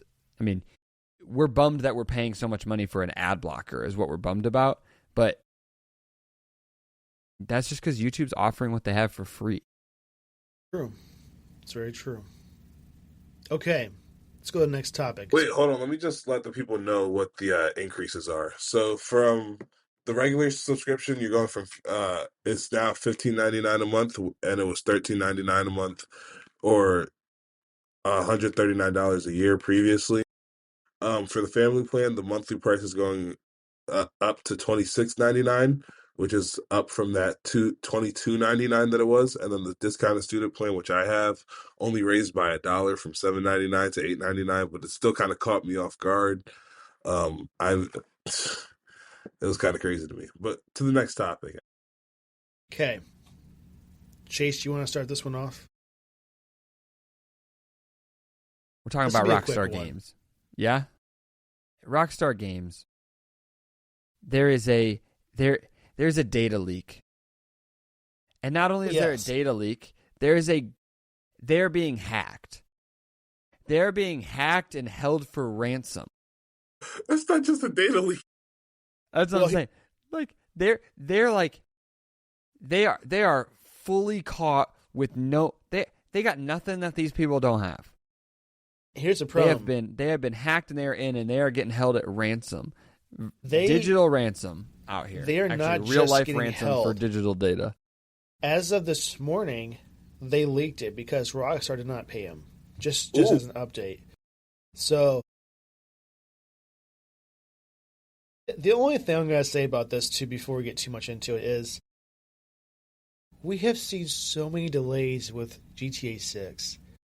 Why would you, even as a hacker, make that potentially a longer delay? At this point, they should just let the leaks happen. Money.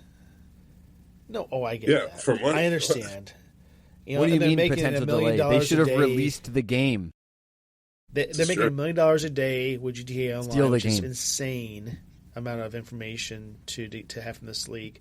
But it's like, okay, at the same time, what it sounds like as of this morning, there's no delay in the launch. They're still on track for this fall to be. They're not going to tell us they're going to delay it. Yeah. They did before. I know, but you Last can't. leak In happened. response to this, can you imagine the stock prices at that point? Rockstar Gosh. Games is like, guys, we got hacked. They've leaked a bunch of our data, and now we're going to delay our game. You may as well just file for bankruptcy and be done. Right? Like you can't go, guys. We've had some hardships, and we're going to delay the game again. Like, no. Come on. I'm just saying, hacking group, I think y'all should double down, and you should have just released the game. Double down.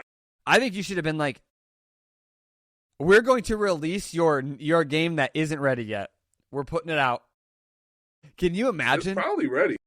I feel like the only thing that they're probably polishing is like maybe the text, right? It's been content ready for the last 3 months, just so you guys know, which means the campaign and everything is content ready and it's ready to be released. They are just going through the bug interface right now, and they are currently making, I think they're finishing up the GTA line for the game, which doesn't have to come out at launch, by the way. People are going to want that for sure, but the game itself is going to offer so much that they can wait a little bit longer for that. That's okay. Well, it has a release date now, right? Yeah. It's supposed to come out November 18th. Yeah, in fall of 2026. Well, Yeah. I mean, there's still time for a delay, but I'm just saying, hopefully there's no they cannot do another one. Take-Two Interactive, if you're listening, nothing. I mean, a fire didn't stop them, mind you, for the main studio that's making the game. Just so you know, they came back and they were fine. So it's like you just stay on track and just make it happen. Okay, I don't want to put too much into this. I just want to let you guys know that they were hacked. They should probably do some better security measures. This is the third time they've been hacked. And they should make sure the game is ready to be released this year, and that's about it. So, just so you guys know. Yeah. And prepare your wallets, because we know that the game is going to be quite expensive. Nah, Like, well, also they weren't paying ransoms.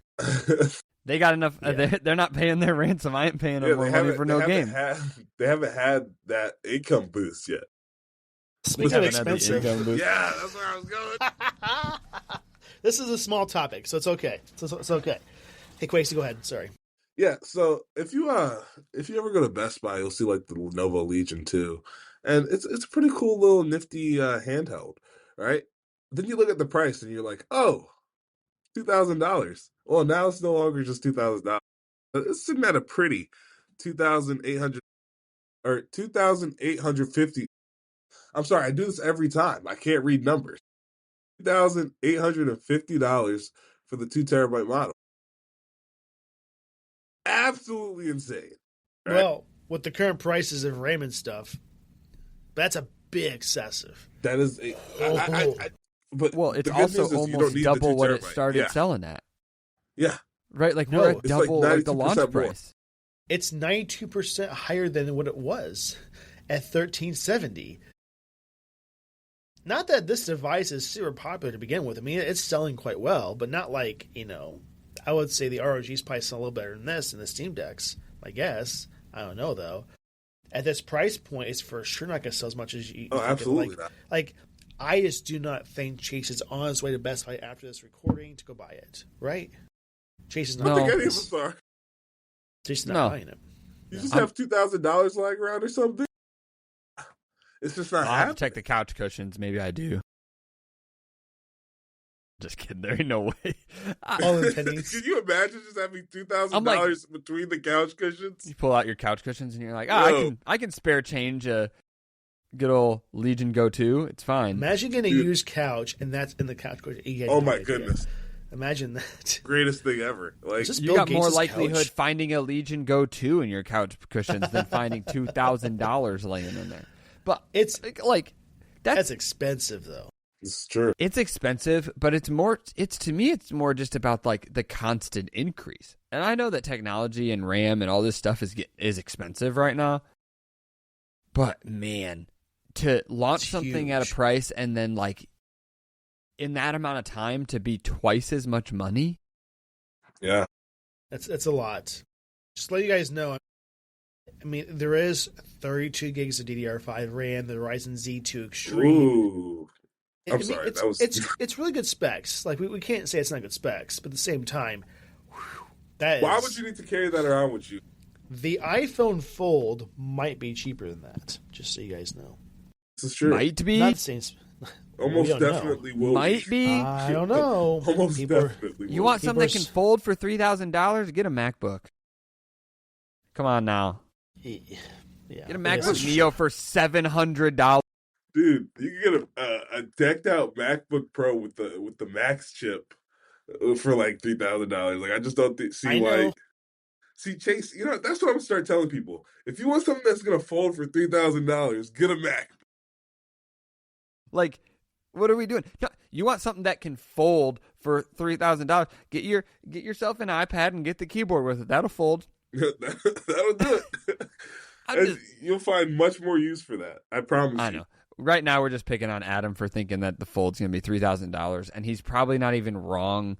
And I'll say it again. I'll say it again when it. Let's be clear. I'm talking about the 2 terabyte model. That's what I'm talking about. If it comes out at $3,000, I just don't know who's going to be able to look at their wallet, say, "Oh, my budget for a phone was $1,600." There will be people that have stupid money to spend like that. No, the Legion Go 2 Pro people. I don't think Bill Gates. They're going to have the iPhone Fold. I just don't think Bill Gates will use anything but an iPhone. What? Are you kidding me? Does Bill Gates use? I just don't believe that. Wow. I cannot imagine. Fold 4. Disgusting. He literally owned Microsoft, which is a huge competitor of Apple. Okay, Fold 4. I didn't say Fold 7. Fold 4. Third richest man in the world, mind you. He just Fold 4. I hate when rich people try to act. Let him have it. If I was rich, everybody would know I'm rich. I would be walking, dude. I wouldn't even be driving fancy cars. And I want you to know this. If that's your mentality, that's probably part of the reason you are not rich. This is true. Because people who are normal wealthy, not crazy wealthy, normal wealthy, typically get there by not acting like they're rich. But I'm not trying to budget you right now. I'm just trying to say. No, my budget needs help. And that's I know you're paying for YouTube Premium. And you're acting like $1 is going to break you. Okay, I'm a broke Sorry that they caught you student. Off guard because you signed some terms and conditions and they're allowed to do that. I'm a broke college student. I don't have the funds to be paying an extra $1. When I did my budget for this month, that just wasn't accounted for, you know? Now I'm not going to be able to get a slushie at the end of the week. Maybe you got those headphones, you have the budget for? Kwesi, you know what you do have the budget for? What? Watching ads. No, I don't. Let me tell you something, Chase.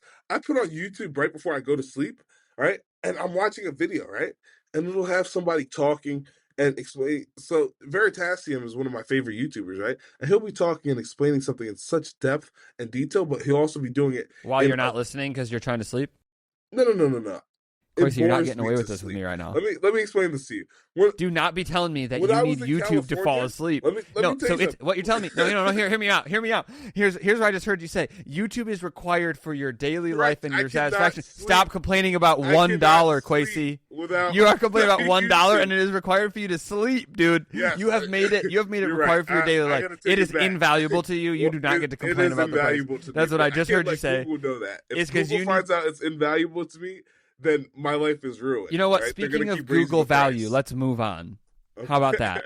Speaking of Google value, they are trying to make it so that your old laptop, let's all talk about how we don't need to upgrade every year, right?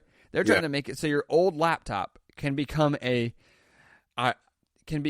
cloud-based machine through a $3 dongle, essentially. $3. That's insane. $3, right? And you can take your old hardware and essentially make it a Chromebook. I seen this. I'm like, we got to talk about it. I don't like Chrome OS as much as most people do. I don't think anyone likes Chrome OS. But okay, let's back up. I like it for $3 if I can't afford a new computer. It's I really like buying a cheap $3 dongle from my grandma. I'm right is there. what I like. Here's the other part. At what point is this going to be a more reliable OS than Windows? Hot take. Windows is having a lot of issues. And I'm not saying I hate Windows. I don't like what they're doing with certain updates and how they're just using Copilot to write everything and they don't test a single thing when they release it. Sorry. Let's go on with this, though. For a device that cannot run Windows 11 because of the requirements of Windows 11, it might have all the hardware, might have old everything. This is a solution from Google for $3 to buy a bootable USB, basically, to run Windows Chrome OS. It's a Chrome OS Flex, which is a different variant. It runs right from the flash drive itself, so you're not really even installing it over top of your current OS. This is an interesting little take from Google that I was not expecting, to say the least. That this is a little push for them. This is their way of saying, Windows, I know you have all these restrictions, all these requirements. This is a way to bring that back to life. And it was an interesting, kind of a nice little thing they did that I wasn't really expecting. Now, do I really want this to be not Windows and using this? Maybe I don't. But maybe that hardware that I thought was just going to sit in the corner and rot away can be used again for something, right? To take notes or just go on YouTube or whatever you want to do. There's a use case for Chrome OS. It's not for college. But it's not just a complete useless operating system. Just know that. If your grandma's just going on YouTube or Facebook or whatever, that's all she does, and her computer is from 1982, it still has a floppy disk or whatever, maybe it's going to work. That's an awful example. It might not be that old in support, but I'm just saying as a whole, this is a solution that might be worth our time. Or so here's another use case, right? I was walking around my church looking for some stuff, and if you've ever volunteered in tech at a church or worked in tech at a church, you know that your greatest asset is to look in every closet. Okay? Because you're going to find stuff everywhere. I went in the back heating closet, and there was HDMI cables, like it had vomited HDMI cables in there from some old project that they decided to move away from, right? Because somebody had an idea, and that's how technology at church works. I tell you this. They have a bunch of old HP laptops because they used to run all their kids' classrooms from laptops, right? And they have since upgraded to new functionality, right? So they don't use these anymore. So what you're telling me is that let's say I have 10 of these laptops. For $30, I can say, hey, we're going to start an after-school tutoring program, and if you need a computer that runs Chrome OS to access some stuff, we can make that happen with our old hardware that we already have. And so I can tell you that with a bootable flash drive, for $30, I can have this stuff on some old laptops that still boot up and still work fine, but are not good enough to be running modern Windows software, are probably struggling a little bit to run a full operating system of Windows anyway. But if some kid needs to come in and needs help with their math homework, it can boot up, and get logged into their things. And now, I'm not telling you that this is going to be your daily driver. But I am telling you that I can now provide a cheap solution to a everyday problem that allows for things that are sitting in closets folded up, never to be used because people don't know how to recycle electronics, for one. And now we can use it in a seemingly cheap way. I can kind of get behind it. I should just clarify something too. You do not have to purchase this exact flash drive to get this. Google does offer this as a zip file right from their website. So if you have your own flash drive or a boot disk, if you want to use that, you can do that as well. That should be very noted for this. Which just makes it all that much better. So great. If you're tech savvy, you can do it for free. But if you're not, you can spend $3. Yeah, I'm just saying, like $3 for convenience. I am tech savvy, and I might spend $3 to not have to build a boot drive. I might just do this just for the hell of it, just to see what it's all about. Not on like what I'm currently using now that's supported, but like I for sure have some old laptops that are, have Windows 8 or below that I'm just not going to use for that function anymore. But this might be just to mess with it, right? Like I said, some grandma somewhere might like this because that's all they do. They go on Facebook, YouTube, or whatever, and they don't really live outside the operating system or Chrome or whatever, right? Or like how many people have old computers? Like I still go to like the not tech savvy person. We all say our grandma, but like let's just say the non tech savvy. That could be young kids, right? Still, too. It could be young kids. It could be whatever, who are just getting bogged down by how complicated a full Windows operating system is, whether or not their computer can run it or not. So now I have older hardware that's like takes a while to boot up because like it's just too much operating system for the fact that all I want to do is get on and order something from Amazon and I don't have another way to do it, right? And I want to use my computer. I don't know. I think there's a market for this, and I think that there's some space for it. Like, not everything has to get more technologically complicated, and this is doing the opposite, and they're not trying to make a bunch of money off of us. They are just like, here, it's $3, which is what? The price of the flash drive. That's really all it is. I want to go buy a cheap flash drive to make this boot drive myself. I might spend more than $3. Yeah. Yeah, I mean, it took me off guard to say the least. The fact that this is free is also nice. I mean, we know that they're going to use this OS to spy on us just a little bit. We can't just make this all about wonderful stuff, but at the same time, it's a great little option for those. And don't forget, there's Linux out there too you can do the same thing with. Don't forget that it's another variant of an operating system that's really quite nice too. But there's just more options for us now. So if you choose to use this, let us know in the comments below because I'm curious to see what you guys think of it. And I doubt you're going to replace Windows or current Mac OS. I don't think you can put this in Mac OS. That'd be crazy if you could do this on a Mac. I don't believe that you can do that. Definitely not with the chips we have now. But there's no way they're going to allow that. Dude, if you have an older Mac with does say boot drive, upgrade your PCs and Macs to Chrome OS Flex. If you have an older Mac, you can definitely do it. You used to be able to boot Windows on your Mac. Wonder what. There's no way they're going to let the current. They won't. It's not going to be any of the M chips. You won't be able to do it on an M chip or an A series chip now. Now that a laptop can run anything else. Yeah. And especially because Apple is not at all hiding the fact that the new Neo is pretty much to combat a Chromebook. Like, they're not going to be letting us boot Chrome OS on it. Like, that's crazy. They would they're going to have protections against that. But, I mean, I think this is brilliant. I think it's great. I agree. Especially if it's easy to do. If it's easy to boot from that drive and like easy enough that their instructions work that they don't like. Now, the reason this could falter is if I have to spend $3 and then also find someone that knows what they're doing to get this to run, not worth anyone's time anymore. But if they've got documentation in a way that's like, you plug this in and you hit this button, like, just saying, I think it's brilliant. 12, the 2017 MacBook Air, the Pro Series up to 2014. So yeah, it doesn't support newer.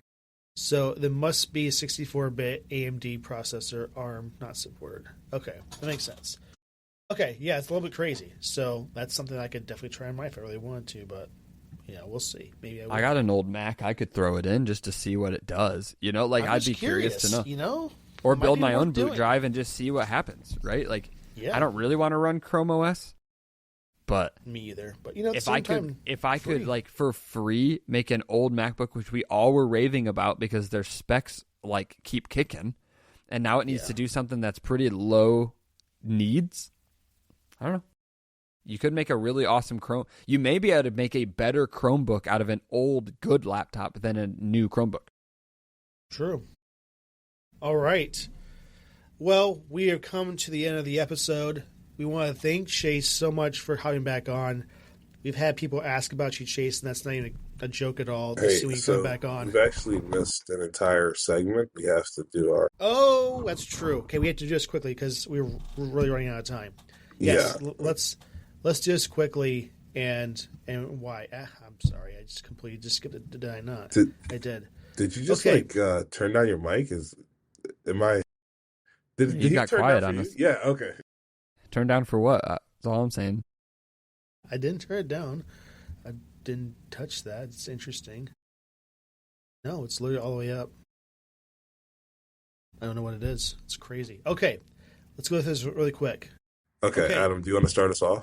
I do. Let's go with my product of the week. And that is the Olight O-Clip Pro S EDC flashlight. It's kind of like this right here. You can see it. And it's a really, really nice flashlight from Olight that has 3 modes, 600 looms, it recharges with USB-C, and you have different brightness levels. You can also go into a flashing mode for if you're a runner or whatnot. And you can also do a spotlight mode. This mats in the back, and it also has a little clip to put on a hat or whatever you want to put it on. And this is a very nice little product for really everyday use case. And it goes on like your shirt and really anything that's really convenient and nice. So that's my product of the week. All right, well, Quasi says his. I'm literally going to go grab mine because I have it across the room. So you explain yours. I'll be back. Mine is going to be this Ugreen Nextnote power bank, and the reason I put this on here is because I'm actually going to buy this week because for the first time ever, this last week, my Mac was at 1%, right, and it was just not a fun situation to be in.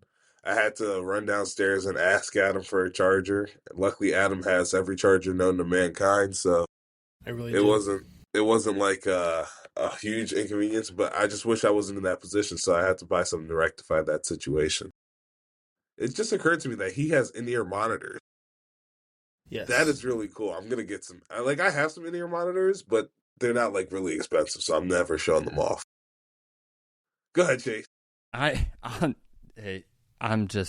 got all sorts of crap that I don't need to afford. Now, here's the deal. Speaking of crap that I don't need, this is my product of the week, and it is not remotely tech related, but everyone should have them. And so this is why. These right here are an Amazon purchase that my fiance bought me. And honestly, I'd have told you that they were goofy and that I shouldn't even have them. But these right here are the Long Bay men's outdoor slipper. Have you seen the shoes that all of the girls wear that look like they're like Ugg shoes? Yeah. And they're out here like this right here. I wear this out of the house. Like, it has a real outdoor sole on it, and it's like memory foam on the inside. You want to wear your slippers out? This is the deal. I had friends. I literally had somebody walk into my apartment and go, "What the heck are these shoes?" And I said, "Put them on your feet." He bought them the next week. He said, "Send me the link." They're like $30, and they're the bomb. They are thebomb.com. Okay. Oh, let's check those out. Pure comfort. Obviously, you're not wearing them to work, but like run to the grocery store in the evening. I know we're getting into the summer, and it's like the wrong time to be buying loafers for outside, but it's never the wrong time to be buying loafers. All I'm saying is, you want to wear your slippers to the grocery store and not feel like an idiot? Here you go. That's what's up. Cool. App of the week. Airbnb is mine. I've used this so many times. I like this when you go on trips to find a really nice Airbnb because I like that more hotels at this point. And I like it's so easy and fast. You get your information that you need for your location, how to get there, and communicate with your host and everything else. I just love this, and I've used it for many, many years. That's my app of the week. All right, my app of the week is going to be GarageBand. All right, as many of you may know, I play the piano. I'm learning the drums, and I'm also going to pick up the bass this summer. But the reason I say GarageBand is because I love. I'm constantly recording myself playing and sending it to some of my mentors so that they can critique me and tell me how trash I am at everything I do. And like GarageBand really helps me out with that. But unfortunately, I've upgraded from GarageBand, so GarageBand is my app of the week just because of what it's done for me in the past. Okay. Chase? All right, my app of the week is the Topgolf app, and here's why. Ooh. I just went to Topgolf this last week, and they've made some improvements to their app experience. Couple things that I didn't notice from the last time. The first thing could have been total negligence, and the second thing is in fact new. The first thing, I logged in, and before we got there, I was able to invite my friends, and we were all logged in to the point that I walked in, put my phone number in the bay, and they didn't even have to come talk to us. Oh, nice. All three of us were logged That's in. nice. One of them had not ever been there before, and it didn't matter. All his information was in, and we were done, ready to go. Names were ready. The second thing is they have added in-app ordering to your table via QR code on the table, and it adds it to the same bill for everybody. So I can log into my app, order food. My friend can scan the QR code, order food, it stays on the same tab, and comes to our table. It was way faster than ordering with the person. We weren't interrupted while we were playing golf, and so great on Topgolf for making the user experience well done. It's not that I need to talk to less people, but it was nice that I could do it all in my own timing and not waste time not play golfing. some golf. People are horrible. I wanted to hit some golf balls. I don't need someone coming and being like, "Are you ready to order food?" And now my clock is still ticking down. So, this is true. Well done, Topgolf. Okay. All right. Well, thank you all for watching this episode. I know Adam's already out the door, so I'm still here. It's all right. So we just want to say thank you guys for joining us in season 2. We know you guys love Chase, so we brought him back. As far as this goes, we hope you guys enjoyed the episode, and it was fun having you, Chase. Thank you so much for showing up. Thank you. Really thank appreciate you, Chase. Adam, for being here as well. Thank you, listeners, for listening, and we will see you guys next week. Okay. Thanks again. We'll see ya. See ya.